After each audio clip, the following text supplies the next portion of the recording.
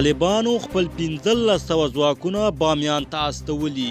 محقق وایي دې کار هلته خلک ویرولي.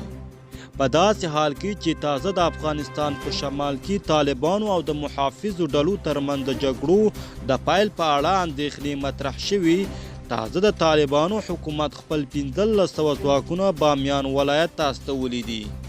د طالبانو د دفاع وزارت ویان عنایت الله خوارزمي ازادۍ راډیو ته وویل په بامیانو کې د امنیت د ټینګښت لپاره یوې نوې لیوه رامنځته کیږي، نو ځکه دغه ځواکونه یاد ولایت ته استول شوي دي.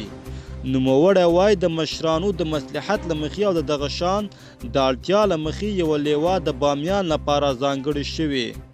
بامیان د ولایت په توګه حق لري چې یوه لیوه ولري. دغه پریکړه د شک او یا د عملیاتو لپاره نه ده رامنځته شوې. بامیان هم لکه د نورو ولایتونو په څیر زموږ تر کنټرول لاندې دی او کوم جدي خطر یا ګواښ سره نه دی مخ.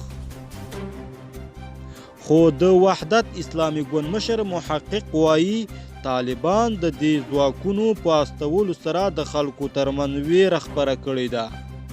ښاغلی محقق په خپل فیسبوک پاڼه لیکلي دې ورځو کې چې 1500 ځواکونه د پکتیا له تندرقل اردو څخه بامیان ته استول شوي او په یکاولنګ، پنجاب او ورس ولسوالۍ کې ضربتي ځواکونه مانور ترسره کوي، د خلکو ترمنځ ویره رامنځته شوې ده. په داسې حال کې چې تر اوسه د بامیان هزاره ولس د طالبانو پر ضد کوم کار نه دی کړی.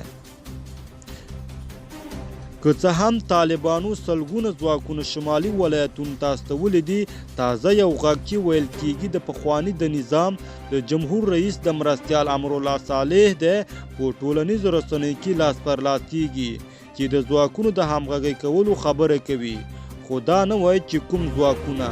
ازادۍ راډیو هڅه وکړه څو دا تایید ترلاسه کړي چې دا غږ د ښاغلي صالح دی او که نه.